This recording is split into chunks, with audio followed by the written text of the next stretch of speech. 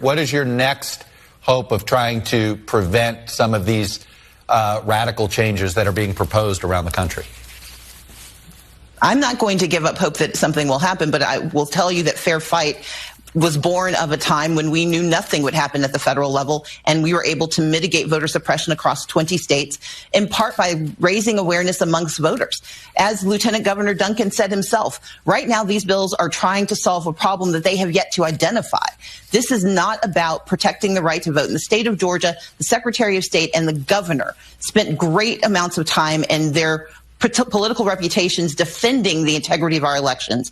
And therefore, these bills are nothing more than a pretext for returning to Jim Crow and stopping voters they don't want to hear from. And my belief is that voters across this country, when they see that their right to vote is being thwarted, will do what they can to push back. But they shouldn't have to fight on their own. That's why we elected a Congress. That's why we have a Constitution. And that is why Congress should be held to account for defending our democracy. If the Georgia legislature and these proposals get through the legislature and it's signed into law by the governor, if these restrictions were put in place before 2020, would Democrats have carried Georgia in either the presidential or the two Senate races?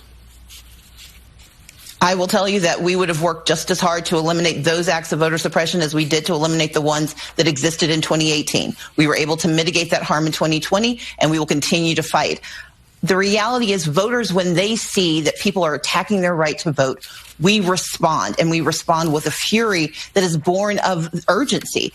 We would not have the American Rescue Plan that is going to lift 171,000 children in Georgia out of poverty, will serve millions of Americans and lift them out of poverty. That's something that would not happen but for the right to vote. And so I refuse to countenance anything other than the deepest commitment to defending our democracy through fairfight.com and the work that other organizations are doing. This has become a big national fight for you, but I am curious, are you still thinking about running for governor in Georgia in 2022? My focus is on making sure we have elections in 2022.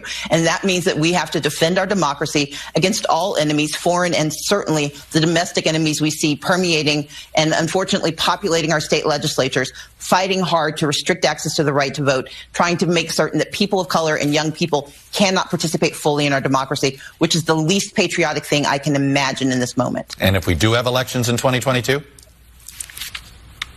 Then I'll be doing my best to make sure they're fair and available. Will you be on the ballot?